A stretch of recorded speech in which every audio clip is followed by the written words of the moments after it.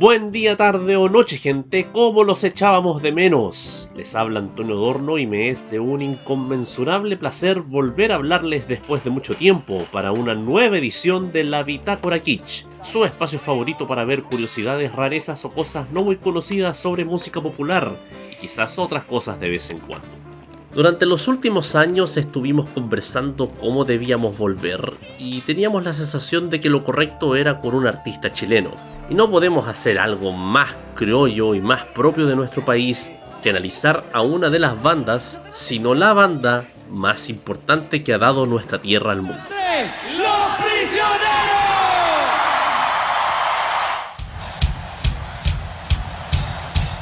De seguro ya vieron el título y si tienen más o menos mi edad, recordarán con mucho cariño, pero también con algo de confusión, lo que fue la segunda etapa de Los Prisioneros, la de la reunión. Esa que en su momento parecía imposible por todo lo que involucró su separación en primer lugar, pero que ocurrió y terminó revolucionando a todo un país e incluso llamando la atención de toda Latinoamérica.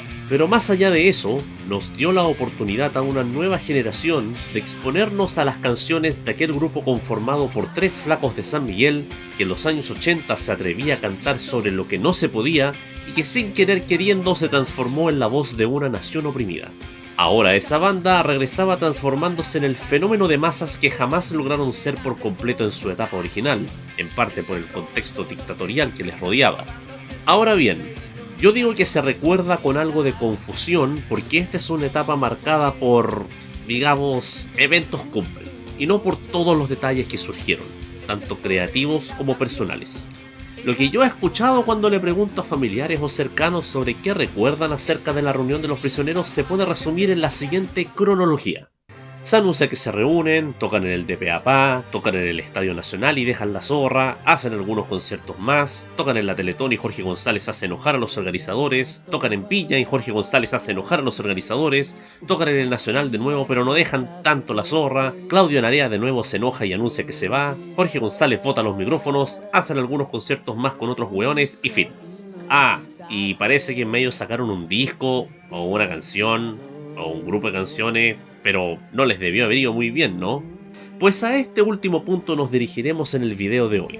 La gran mayoría de la población tiene aún presente en la memoria la efervescencia de lo que fue que una de las bandas más importantes de Chile volviera a juntarse a nivel de conciertos y presencia en medios, pero pocos se quedaron con el trabajo creativo que surgió en esa reunión. Y si bien las canciones que salieron de ahí no llegan al nivel de los clásicos inmortales como El baile de los que sobran o La voz de los 80, sí son piezas que valen la pena revisar, tanto para ver una versión contemporánea de Los Prisioneros, así como también para analizar cómo las tensiones internas, las diferencias creativas y hasta cierto punto la presión mediática pueden influir en cómo un disco sale a la luz y en su percepción para el público masivo. Es por eso que echaremos una repasada a los dos discos que Los Prisioneros publicaron en este periodo, pero también acompañando ese análisis con contexto.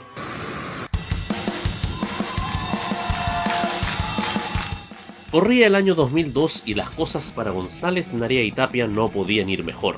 Después del gran éxito que tuvieron sus conciertos de reencuentro en el Nacional en diciembre del 2001, el plan era aprovechar las buenas sensaciones y la atención mediática a través de una gira por todo el país, que vendría seguida por algunas visitas en Latinoamérica, Estados Unidos y España, para desembocar finalmente en la grabación de un nuevo disco que confirmaría su regreso definitivo.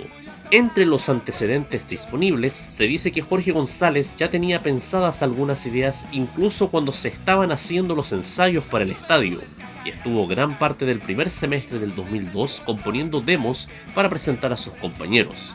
La primera noción que el público tuvo de lo que estaba por venir fue en el programa DPAPA en octubre de ese año, donde el trío San Miguelino presentó en exclusiva una versión en progreso del tema Concepción, un lindo tributo a la capital de la región del Biobío. Concepción, octava región, mi solución empieza en Concepción. Santos Dumont, trágico el aviador, mi pasa por Concepción. Según lo registrado en varias notas retrospectivas y también según lo relatado por Claudio Narea en Biografía de una amistad, la idea original era grabar buena parte del disco entre diciembre de ese año y enero del próximo en los estudios del sur, pero momentos antes ya comenzaron a surgir desavenencias por parte del guitarrista, el cual expresa en su libro que la mayoría de las demos no le gustaron por encontrarlas raras, feas e incluso impublicables. El gran problema era que muchas de las propuestas de su, en ese entonces amigo, iban orientadas a una dirección fuertemente electrónica, con poco espacio para las guitarras y lejos del sonido entre comillas más rockero que el grupo presentó en los 80. De hecho, tanto Narea como el clásico manager prisionero Carlos Fonseca contaron que originalmente el primer sencillo de presentación iba a ser Los Templos, una canción de cierto matiz experimental que no tenía nada que ver con lo que el grupo había hecho antes. Pero más adelante nos meteremos a profundidad en las canciones y si funcionan o no. Al momento de grabar esta canción, Narea relata que le manifestó sus aprehensiones, y aparentemente las de buena parte del equipo del grupo, a González, quien no reaccionó de buena manera, al menos según lo que relata Narea aquí. En esas mismas sesiones, y tras intervención de Fonseca, el primer sencillo pasó a ser Concepción, algo que pareció tranquilizar al guitarrista ya que era una canción más de su gusto y porque había tenido recepción positiva tras su adelanto en televisión. Sin embargo, los productos de esas primeras sesiones no dejaron conformes al grupo y decidieron postergar el lanzamiento del álbum a mediados del 2003. A las semanas después, González decidió escribir canciones nuevas que tuvieran matices más rockeros, aunque sin dejar de lado los sonidos electrónicos.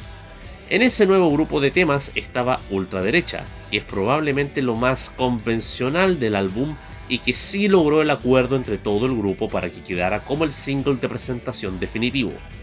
Sin embargo, eso no pareció convencer a Narea, quien en su biografía endurece el tono por este punto, llegando a decir que ya encontraba el disco un podrio y que le daba vergüenza ser parte de él. Aquí el guitarrista asegura que incluso en este punto le planteó a González abandonar el grupo, ya que no se sentía a gusto con el nuevo material y que sería mejor buscar a gente más ad hoc con el estilo que quería. Pero el líder se negó y le aseguró a Narea que el disco saldría cuando todos estuviesen conformes, cosa que al final no ocurriría. Por otra parte, tanto Fonseca como González aseguran que Narea no fue proactivo en la producción, ya que éste había manifestado sus ganas de componer canciones y terminó haciendo solo dos. Una de ellas saldría a la luz en forma de la canción del trabajo, de la cual también hablaremos en breve. El manager en particular reveló en su momento que incluso se le llegó a armar un mini estudio a Narea para avanzar en sus canciones, pero que no hizo nada y que después de una semana se desistió de la iniciativa. Jorge, años después, no fue tan directo, pero también manifestó cierta molestia al recordar esta época. Trabajamos de alguna manera como sea, tropezones, el primer disco de Los Prisioneros. Y yo estoy bien orgulloso de él. Hicimos unos videos lindos, trabajamos bien. Bueno. Lástima que después nos peleamos y todo. Pero les digo, yo hice lo posible. Me porté como un caballero. Fui súper profesional. Yo no le tenía mala onda a nadie, ¿cachai? El caso es que... claro que ahora cagamos, weón. E internamente en la banda no era lo de antes, pues, weón. Y el batero llegaba así, llegaba con entusiasmo y todo, pero no conectaba tan bien, pero llegaba con entusiasmo y le ponía. Y el guitarra llegaba 2 horas después, weón. En algún momento llamaba diciendo, oye, pucha, pero es que mi señora me pidió que la acompañara al súper. Ya, flaco, sí, está bien que lo acompañe al súper, pero es que estos son Los Prisioneros, pues, bueno, un grupo importante, una reunión, nos están esperando por este disco. Pero es que yo me comprometí. Todo mal, pues, bueno. En medio de estos primeros roces, la banda continúa haciendo conciertos durante el verano, entre los que se incluyó la legendaria actuación en Viña del Mar y un regreso al Estadio Nacional en marzo, esta vez en forma de un recital a beneficio para las en ese entonces recién nacidas orquestas juveniles. Me desvío un ratito del tema para decirles que porfa vayan a ver este concierto, el que muchas personas de hecho no ubican. Por un lado es la última vez en donde se percibe una cierta química entre los integrantes originales que ya iban bajada por ese entonces, y por otro, weón, estrechez de corazón con orquesta, magistral.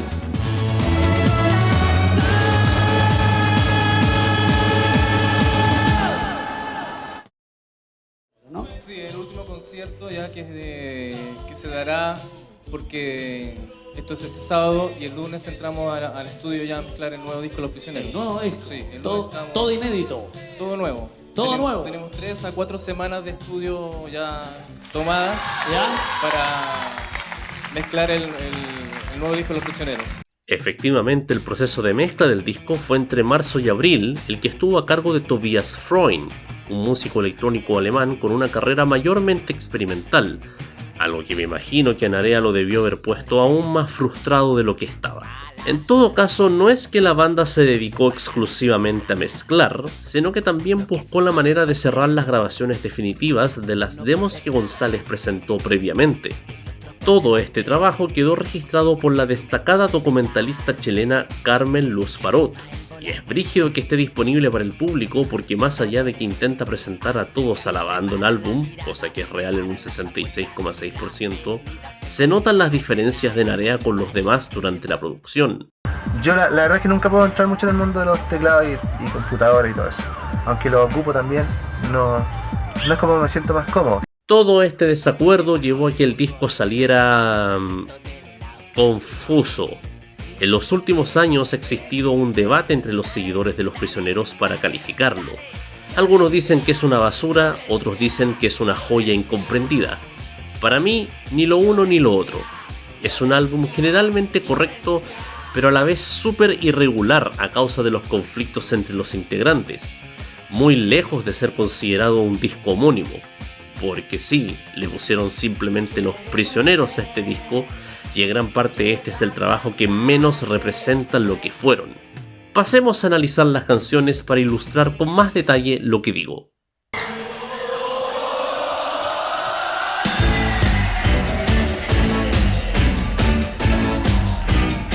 Esta es la primera canción y el single de presentación del disco Ultraderecha, la que la mayoría ubica de este periodo ya que se publicitó como bombo en fiesta. En principio no hay nada malo, el tema es pegadizo y muestra la crítica social a la que la banda nos tiene acostumbrados, aunque esta vez sin ningún tapujo y sin amenazas explícitas de censura como en los 80. González apunta de manera directa a los políticos conservadores y a los grupos empresariales que a su juicio, y citando a la canción, tienen hecho mierda al planeta. Es un single esperable y probablemente ese sea el problema. Les conté hace un momento que esta no era originalmente la canción de adelanto. En parte fue creada por Jorge para calmar las quejas de Claudio y quizás de algún que otro ejecutivo de Warner, que fue la discográfica bajo la cual se hizo esta producción. No creo que eso le quite sinceridad a la protesta del tema. González ha expresado estas ideas sobre la derecha toda su vida, pero sí contribuye a la sensación irregular del álbum. Y eso se comienza a notar cuando vemos el tema que viene después.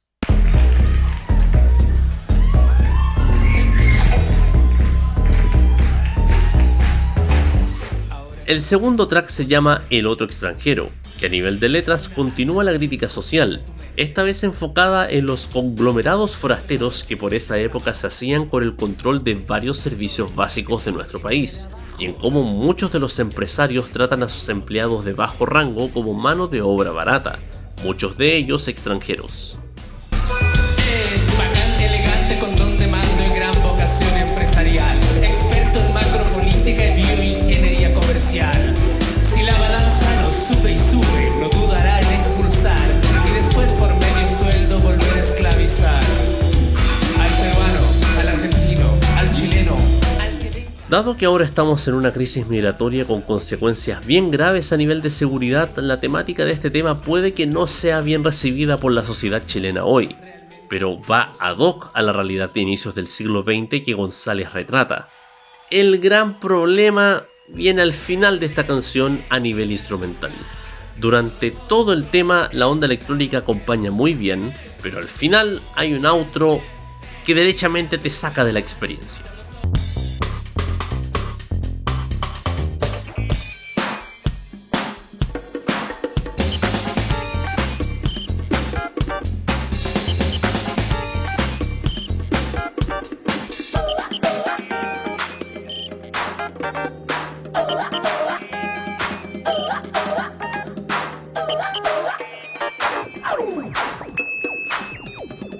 Detalles como estos aparecen cada cierto tiempo y siento que alejan al álbum de ser sobresaliente.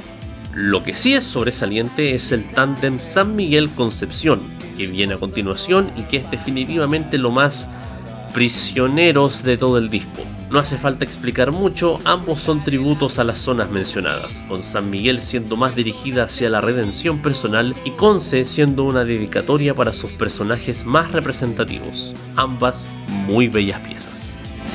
No, yo no estoy dañado, no, tanto no he cambiado, puedo volver a jugar por San Miguel. El quinto tema es La canción del trabajo, la única composición de la banda coescrita por Jorge González y Claudio Narea. Bueno, algunos dicen que Sexo lo fue porque Narea escribió la parte del gamulán que se duerme, pero no era una cooperación tan directa como en este caso. Aquí nos detenemos un poco porque creo que el proceso de esta canción es el reflejo de lo que pasa con todo el disco. Contrario a lo usual, fue el guitarrista quien inició el tema.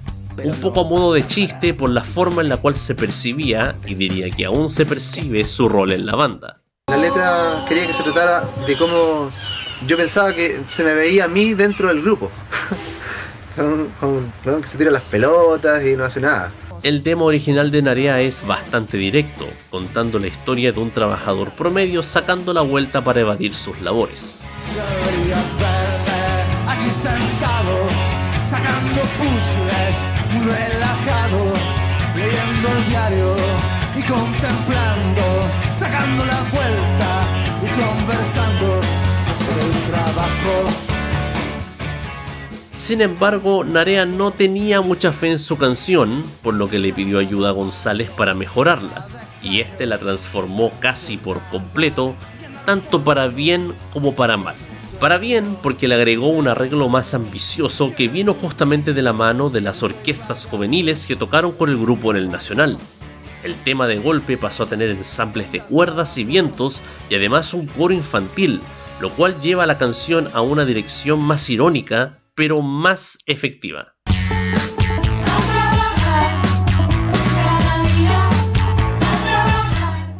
El golpe de efecto llega en el coro. En la versión de Narea sonaba así. Un día de estos creo que me esforzaré y empezaré a trabajar en un 2x3.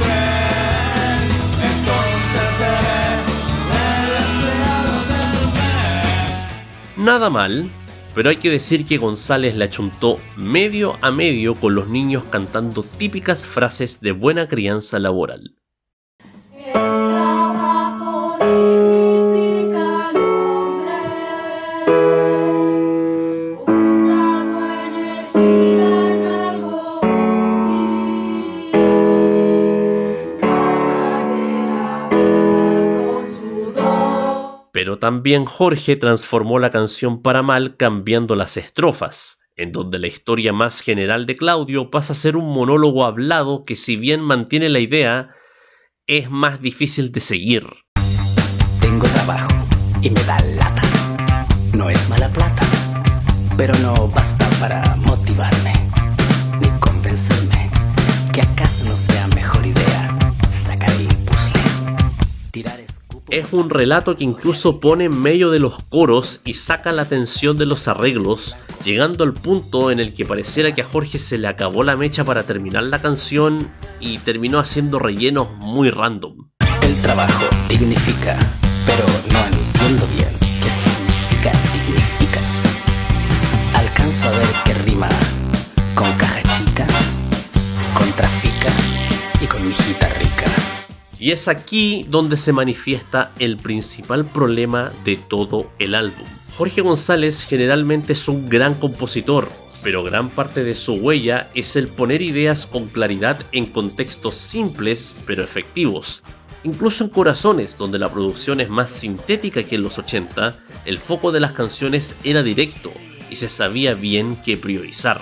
Aquí a González se le pasó la mano con los adornos líricos, entrando en dinámicas de personajes que no terminan de convencer y tampoco tiene control en los adornos sonoros, como también lo muestra la canción que sigue. Europa, Europa, Europa, vieja Europa, Europa. Esta es Europa, la que a mi juicio y el de muchos es la peor canción en la historia de Los Prisioneros. Y lo es precisamente por lo que acabo de expresar.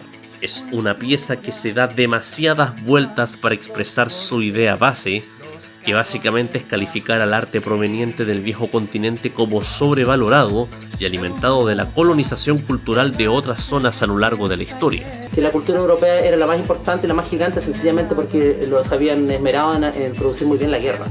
Entonces, como habían ganado todas las guerras y habían colonizado todo el mundo, imponían también su arte.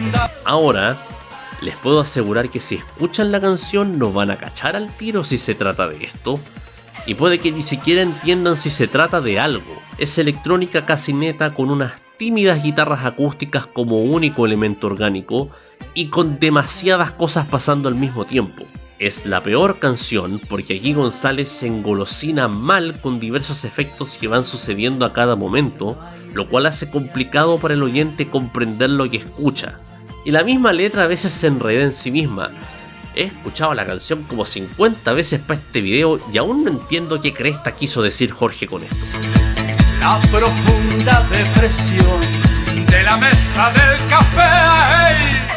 Para colmo de males, viene otro fragmento sonoro nada que ver al terminar, que es como una parodia de las sinfonías europeas.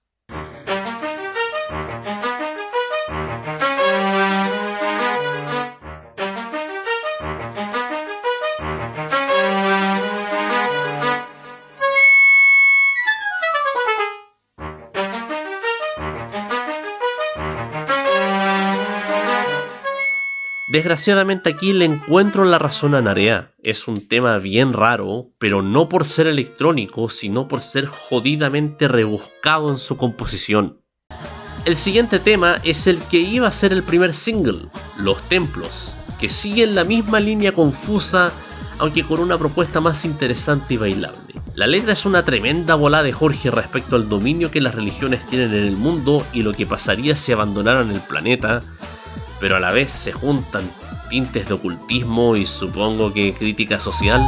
Esta mañana del domingo, justo al despertar, vi los templos despegando y no eran cohetes, eran naves de rezar. Iglesias, sinagogas y mezquitas, huyendo de la tierra a surcar el cielo azul, emigrando a otros planetas. Traten de ver la letra entera y saquen su propia interpretación. Hablando de eso, hay un momento chistoso en el libro de Claudio donde Jorge le recita repetidamente la letra del tema sin que Claudio la entienda, y no lo culpo porque a mí me pasa lo mismo, y creo que lo difícil de digerir del concepto no la hace apta para primer single. Además de que el sonido se escapa demasiado a lo que hacían Los Prisioneros e incluso lo que hace Jorge como solista. Hubiese sido un muy buen golpe de timón, pero igual iba a desteñir lo demás en el álbum. La recta final de este trabajo cierra el camino en un buen tono con 3 canciones interesantes. Violencia, que creo que es la de producción más sucia y más relacionada con la voz de los 80. Mami, que es una auténtica joya escondida que habla sobre la reencarnación en una forma única y especial. Y En el cementerio, que tiene mucho de los 3 en modo folclore en su esencia, pero a la que la sobreproducción la mata. Respecto a ese último punto, volvemos a las adiciones innecesarias que sacan del ambiente. Mami tiene arreglos muy bonitos de flautas y timbales que provocan que el tema tenga un aura hermosa, pero al final de la canción...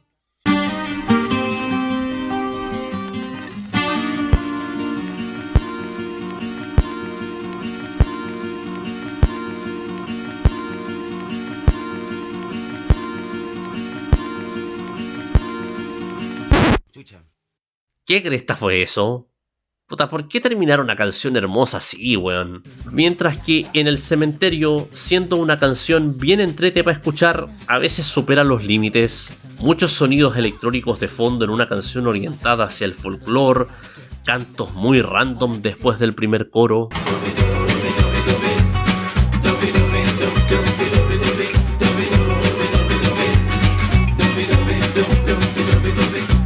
sobre todo el final, que es una locomotora andando lentamente.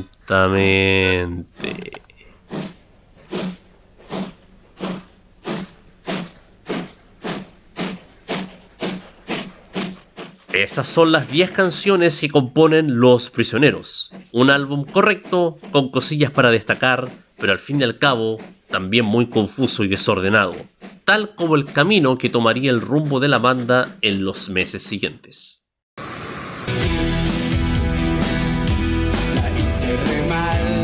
El disco homónimo salió a la venta el 5 de junio del 2003, antecedido unas 3 semanas antes por el lanzamiento de Ultraderecha, que causó el revuelo esperado con su crítica directa y que recuerdo que sonó mucho por ese tiempo. Eso en parte se debe también a la súper intensa promoción que recibió el disco, lo cual incluyó que el grupo fuera a todos los lugares posibles, aunque no tuviesen mucho que ver con su música. O sea, fueron al Buenos Días a Todos, los entrevistó Julio Videla en el 13, entrevista en vivo en el noticiario de Chilevisión, la Rock and Pop los tenía de regalones y les hicieron una entrevista en el mismo Estadio Nacional el día del lanzamiento. Bueno, TVN incluso les hizo un programa especial completamente dedicado a ellos, usando el material grabado por Carmen Luz Parot como base. Yo me acuerdo que se transmitió casi a medianoche un día de semana, pero igual un gran avance para un canal que se dedicó a censurarlos en los 80. Los efectos de esta campaña promocional fueron inmediatos, ya que el álbum logró disco de platino en menos de 2 meses, y se podría decir que fue un éxito de ventas. Sin embargo, a nivel crítico había mucha división, la que se mantendría hasta nuestros días y que desembocaría en la falla de dejar este disco en el inconsciente colectivo nacional. Además de la confusión musical que ya expliqué en extenso, creo que esto también se debió a otros 2 factores de carácter más social.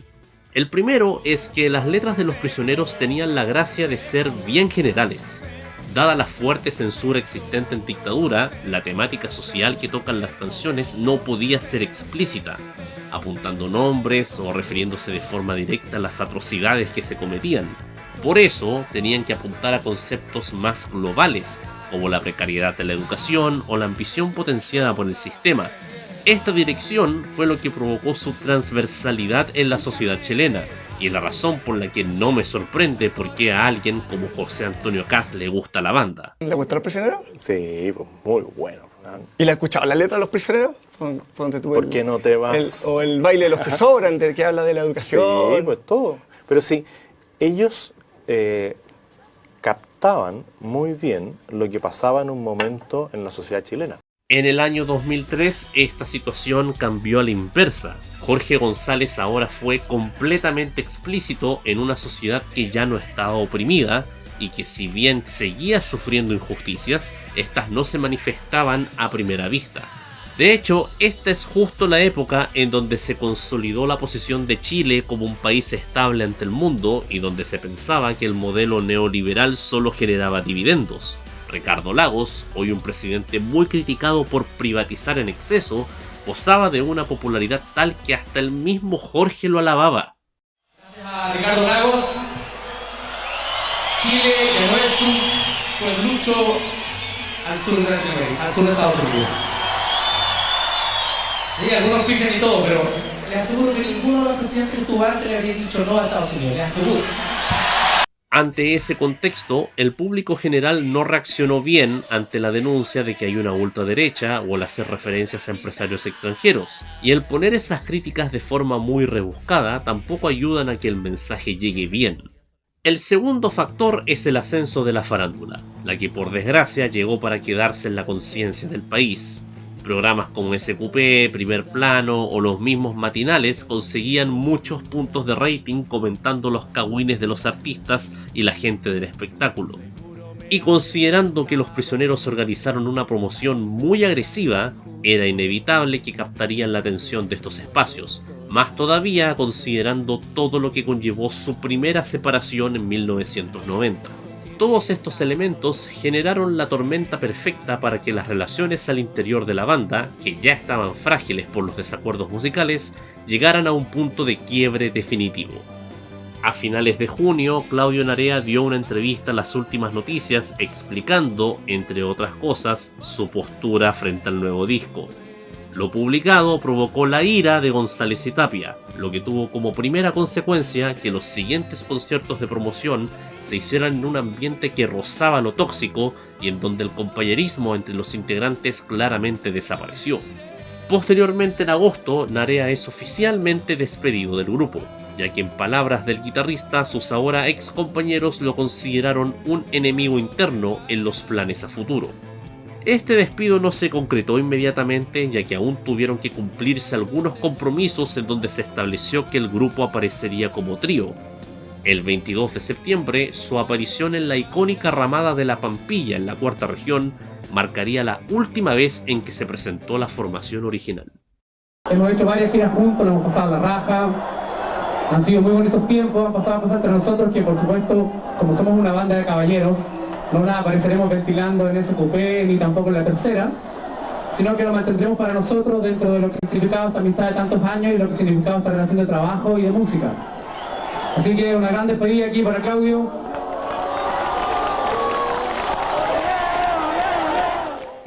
Por más buena onda que Jorge intentara sonar al despedir a su compañero, nada podría hacer para detener el caos que vendría durante la semana siguiente. Claudio optó por publicar una carta, la famosa carta, en el sitio web de los fans del grupo, en donde básicamente dejaba en claro que su partida fue forzada y describía a Jorge como un tirano que no aceptaba opiniones opuestas a su visión.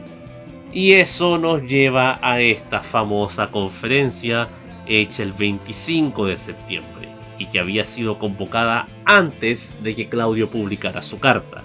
Ya todos saben de qué se trata y el por qué se tiraron los micrófonos, solo diré que si yo hubiese sido Carlos Fonseca, hubiese cancelado esto.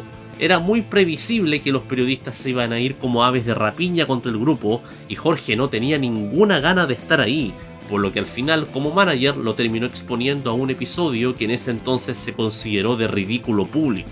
Por algo, tras terminar todo, lo primero que el vocalista dijo fue esto.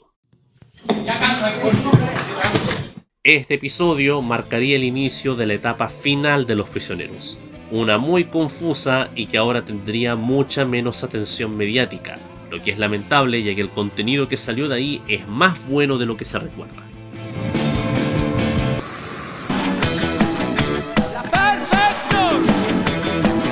En reemplazo de Narea llegaría Álvaro Enríquez, lo que en sí mismo debió haber generado un gran revuelo, pero lo ocurrido con los micrófonos marcaría la muy corta estancia del ex líder de los Tres, con solo decir que el mismo día de la conferencia, el nuevo trío estaba grabando una edición especial de las raras tocatas nuevas de la rock and pop, la que después sería publicada como un disco en sí mismo.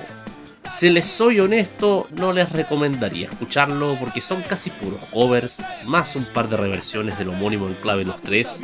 Quizás de ahí podrían prestarle una oreja al Cementerio, que ahora sí suena mostrando todo su potencial.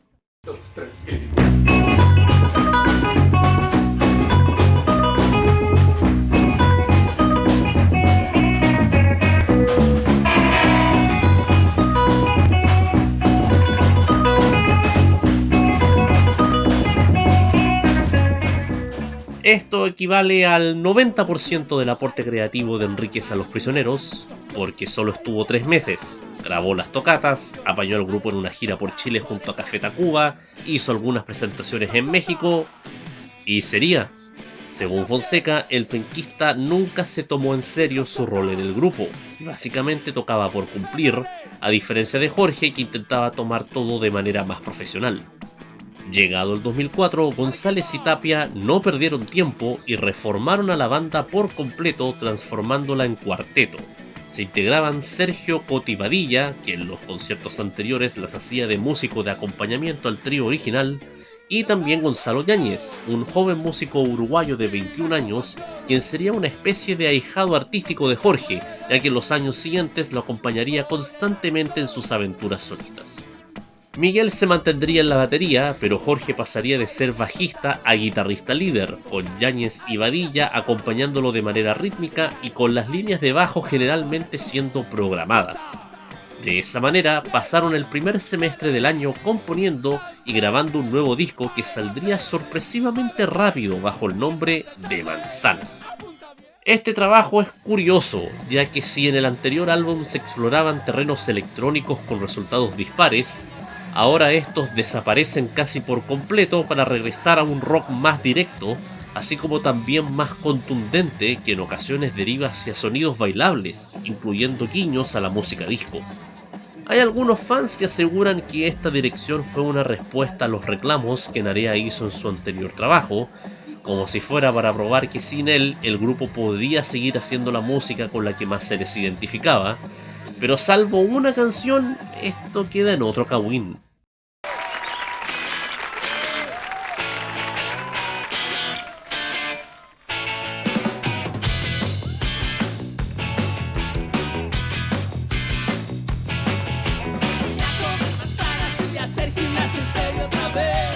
El disco parte con la canción que lo bautiza, Manzana, en donde vemos de regreso la faceta irónica que el grupo aplicaba en la cultura de la basura, pero ahora en referencia a la crisis de mediana edad.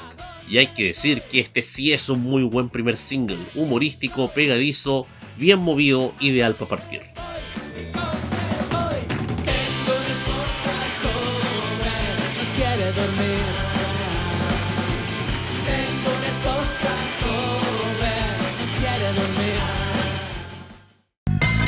Debemos evitar otra Cuba en el sur. Luego vienen dos canciones de índole política. Primero, Mr. Right, que sigue la tendencia explícita del disco anterior y ahora tiene a Jorge dirigiendo sus dardos contra Agustín Edwards, dueño y director del Mercurio por más de 25 años y del que se ha revelado que recibió financiamiento desde Estados Unidos para desestabilizar el gobierno de Salvador Allende, además de impulsar una línea editorial que pasaba por alto las violaciones a derechos humanos cometidas en dictadura. Debo decir que este tema funciona mejor que los del 2003 porque su estructura también va al hueso, y a nivel vocal Jorge tira con todo su odio por el magnate periodístico.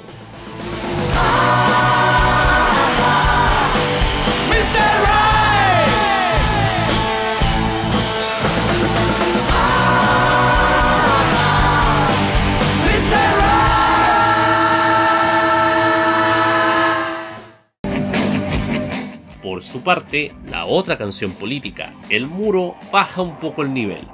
No es mala, pero no puedo evitar encontrarla un poco plana. Esta canción se trata sobre los efectos de la inmigración clandestina de latinos en Gringolandia y plantea cómo la construcción de un muro en la frontera, porque sí, es algo que se implementa desde mucho antes que Trump, empeoraría la situación, comparándola irónicamente con la imagen del sueño americano.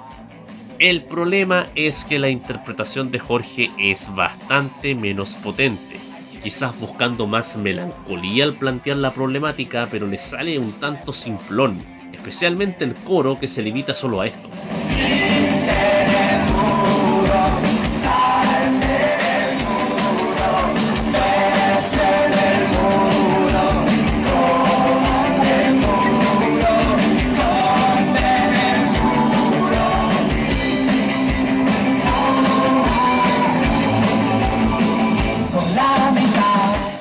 No sé, no es algo que me convence del todo. Extrañamente, la faceta política queda hasta acá, porque el resto del álbum trata de amor, refiriéndose tanto al sentimiento como al acto carnal. Esto no es ajeno a Los Prisioneros, quienes en sus discos anteriores siempre tenían al menos un tema de este tipo, excepto, curiosamente, el disco del 2003. Por eso, da la impresión de que quisieron compensar de sobremanera este hecho, aunque casi siempre les sale bien. ¿Por qué no me dejas?, por ejemplo, es una canción bien cochinona en la que se reclama por más cuchicuchi por parte de la pareja. Perdonen lo cringe del sinónimo, pero si lo menciono seguido YouTube se la echa en mala.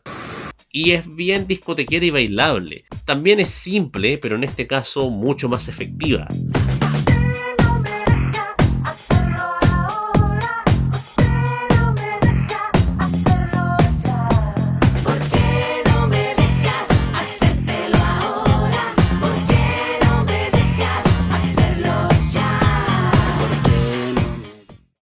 Muchas de las canciones en Manzana van por esta dirección juguetona y directa, como por ejemplo Bueno, ahora es parte del título.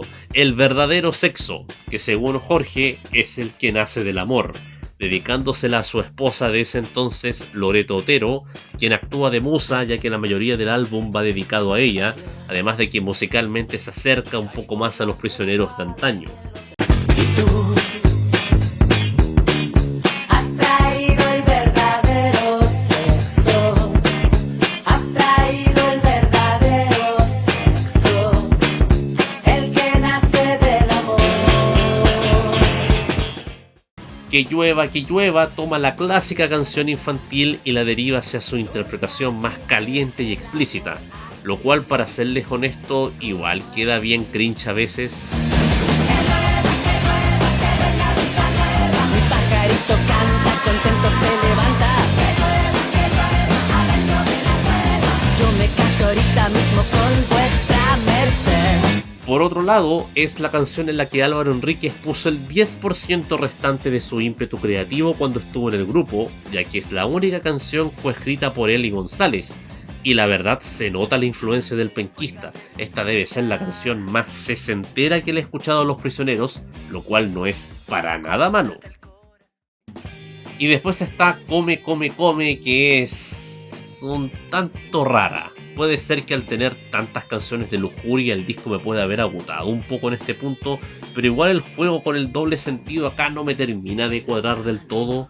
La salva un muy buen arreglo en general que la deja como una balada pop rock más que decente. Come, come, come, come, come, come, come un trozo de pan. Come, come, come, come, come, come, come, aunque el gusto es inusual. Sí. Come, come, come, come, todito hasta acabar. Sabes que te quiero tanto que nunca te haría mal.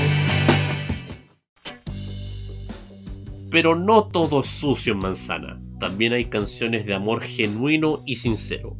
Eres mi hogar es la más efectiva y me atrevería a decir que es la mejor canción del álbum.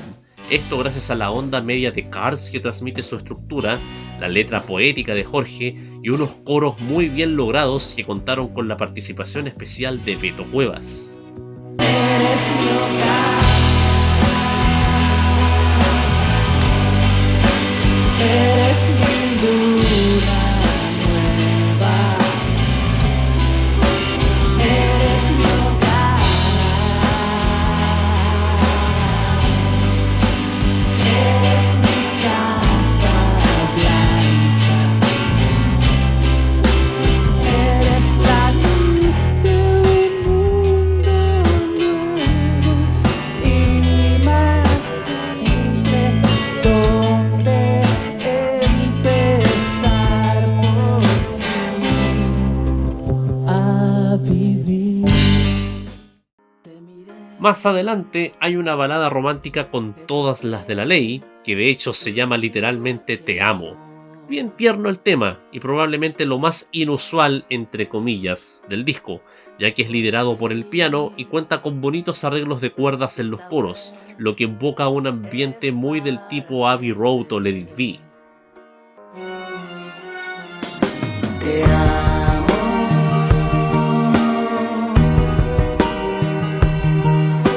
Te amo.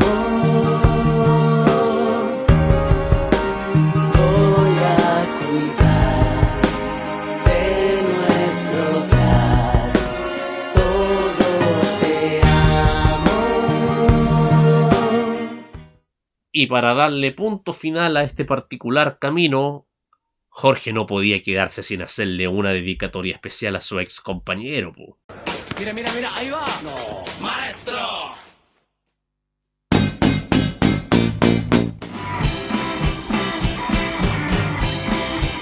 Esto es acomodado en el rock and roll, y si le echan una mirada a las letras, se van a dar cuenta que está directamente dedicada a Claudio Narea. Después este último en su libro se dedica a lucubrar por un buen rato sobre un buen número de composiciones que supuestamente Jorge le dedica, pero esta es la única en donde tenemos la certeza completa de que se gestó como un ataque hacia él. Es una canción que habla de un personaje así como súper querido por el medio de la música, porque hace rock y rock auténtico, ¿no? Y él vive muy cómodo con eso. y tiene como muy buenas relaciones con los periodistas y siempre le hacen buenas críticas y él sigue tocando año tras año los mismos motivos en la guitarra y le va súper bien. Y la gente, en general la prensa lo adora y lo alaba porque no ha cambiado nunca. ¿Y ese es alguien concreto? O sea, hay varios que les queda bien, pero hay otros que les queda mucho más cerca. Inclusive hasta nosotros nos queda un poco. ¿Es Claudio Narea? Podría ser Claudio Narea. Le queda bastante bien, él está bastante cómodo, digamos, en el rock and roll. Y pucha, que nos perdone el guitarrista, pero puta que gente tenía esta canción. Cuando Jorge tiene de verdad sangre en el ojo, logra ser muy mordaz. Además, le salió una composición súper festiva que es capaz de levantar a cualquier público dormido a punta de baile. Es un tremendo final de álbum, más encima con una banda que en su estilo aclara que no hay rencores.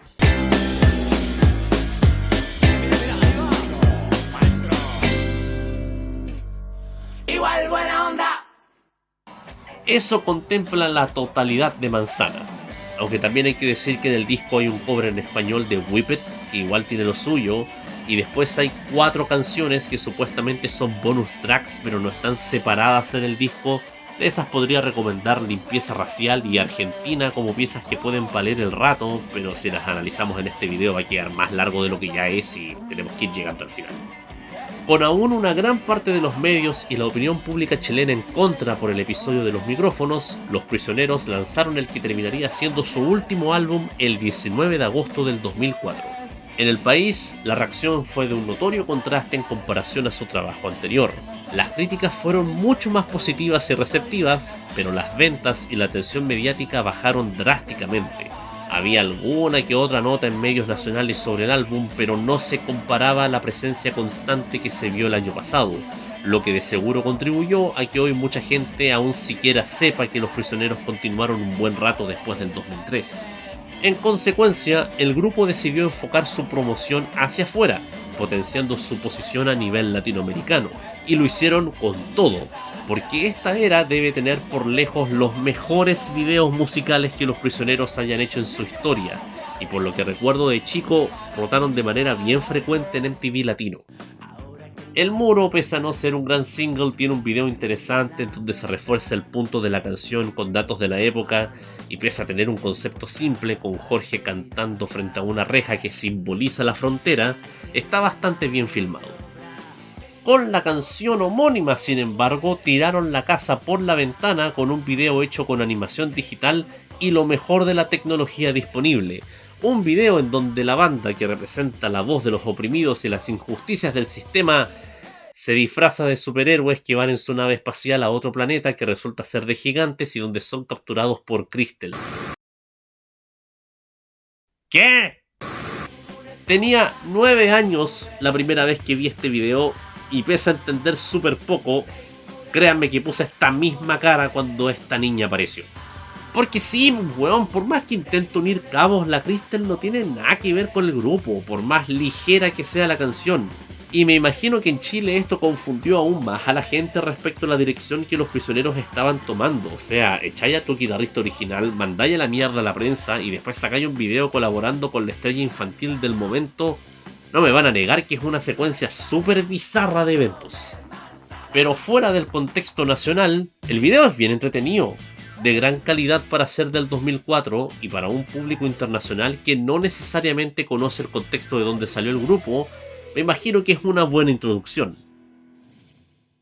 Y me imagino también que a los cabros les gustó harto, porque después lanzaron el video de Eres mi hogar, que va por la misma línea, pero ahora en el mundo gamer y protagonizado por Miguel Tapia en el rol de un futbolista del PES que vive el duelo por perder a su pareja versión 360p de China tras ser vencida por el rey Jorge. ¿Ah? Oye, créanme que he buscado que dice estos videos y hay súper poca info disponible, pero mis completas felicitaciones a los creativos que propusieron estos tratamientos porque pudieron haber dejado al grupo en ridículo, pero funcionan bastante mejor de lo que sonarían al explicarlos. En especial este, que de verdad logra estar adelantado a su tiempo, porque a principios de los 2000 recién se estaba creando una cultura de videojuegos en Chile, pero a la vez evoca nostalgia porque replica bien las gráficas de los juegos de la época, y además se nota que los integrantes están súper comprometidos con el concepto. Sin embargo, Todas estas movidas no lograrían revertir la situación del grupo, el cual por desgracia ya estaba percibiendo su final.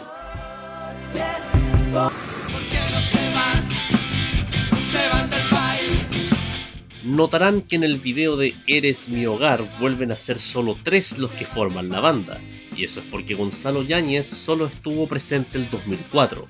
Tras una gira de promoción en el extranjero, el uruguayo optó por priorizar su carrera solista y se fue de la banda a fin de año, por lo que González, Tapia y Badilla conformaron la última versión de Los Prisioneros.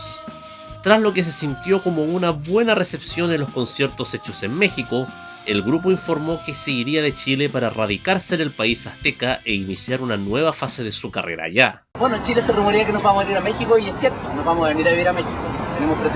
Pretendemos instalarnos en Monterrey en algún momento del próximo año, empezar a hacer montones de giras y tocar en montones de lugares.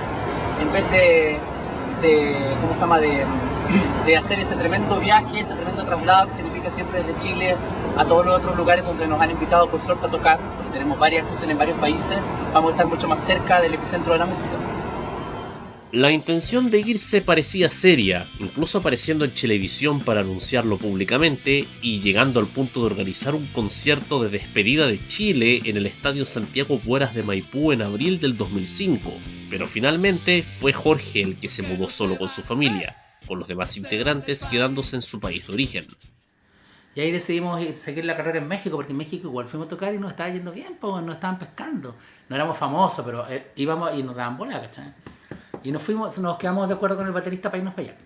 Yo me fui, arrendé una casa gigante para ensayar, todo pasando, me fui con la familia, me salió carísimo todo, weón. El baterista nunca llegó, nunca. Yo decía, ¿y flaco? No, porque no puedo, porque estoy terminando de comprarme otro departamento, porque yo quiero vivir de las rentas del departamento. Pero flaco, ¿y la música? Pucha, es que no se ve muy claro lo de allá. Pero yo ya me fui, pues, weón. Yo ya estoy acá, si yo no tengo pito que tocar en México, weón. No tengo nada que ir a parar el dedo, yo no tengo carrera solista en México, no me interesa. Pero bueno, ahí quedé clavado, pues. Quedé clavado. Adicionalmente, y de acuerdo a una revelación reciente informada por La Tercera, su casa discográfica Warner Music desconoció varios acuerdos referentes a la promoción de Manzana, justificándose en el mal momento financiero que vivía la firma. Esto se tradujo en la cancelación de una gira programada en Estados Unidos a pocos días de su realización y la nula difusión del single Eres mi hogar, esto último confirmado por Jorge el 2006. Por otra parte, Carlos Fonseca abandonó sus labores de manager a inicios del 2005 tras no ver futuro en la idea de la mudanza a México y tener conflictos cada vez más fuertes con Jorge. Encontrar un reemplazo derivó en una puerta giratoria con la que se llegaron a tener 2 representantes en medio año, hasta finalmente dejar la tarea a Marcos González, hermano del cantante. Viéndose solo en México y con compañeros que solo veía a la hora de hacer algún que otro show por allá, el líder de la banda llegó a la conclusión de que el grupo definitivamente no podía continuar, y tras hablarlo con Miguel, se definió hacer un puñado de conciertos finales durante el verano del 2006 para finalizar la actividad de Los Prisioneros, aunque sin ser anunciados como tal de forma masiva. Solo algunos representantes del club de fans, que tenían contacto directo con los integrantes, sabían que había llegado el final. El último concierto de la historia de Los Prisioneros tuvo lugar el 18 de febrero de ese año en Caracas, y desgraciadamente, como casi todo en esta época del grupo, estuvo marcado por la polémica. Varios medios venezolanos aseguraron que el concierto fue un bochorno, ya que solo duró 1 hora y que un público furioso exigió más canciones. Los productores del evento fueron a buscar a Jorge a su hotel para traerlo de vuelta al show y tocar algunas canciones más solo, lo que no dejó conforme al respetable, el cual habría dejado la cagá.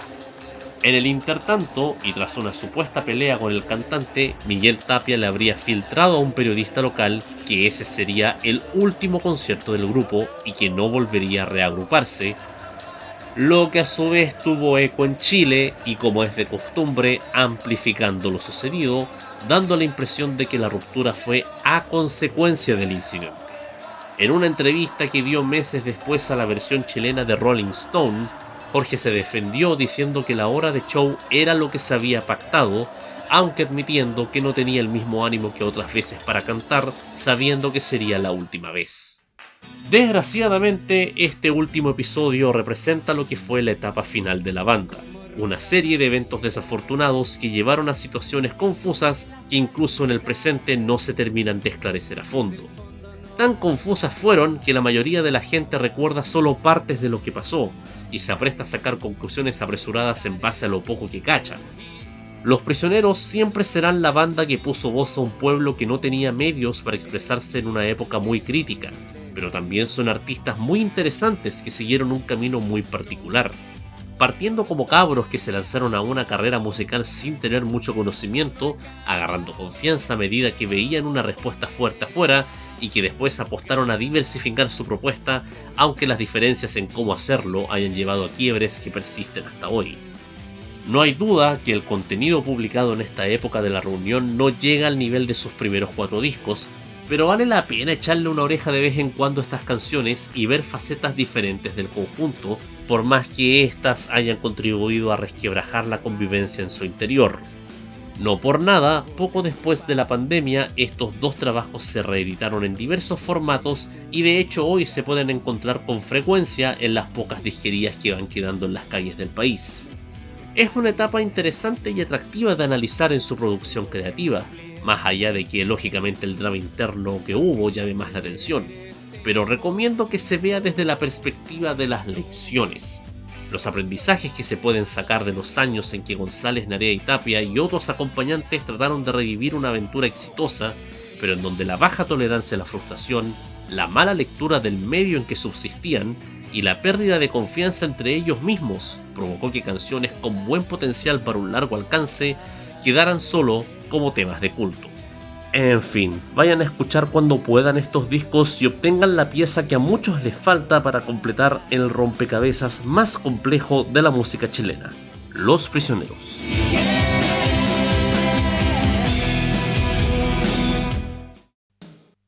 Oye, que se sintió bacán volver. Bueno, ahora corresponde volver a hacer lo que se hace en YouTube. Si les gustó mucho el video, por favor suscríbanse a este canal.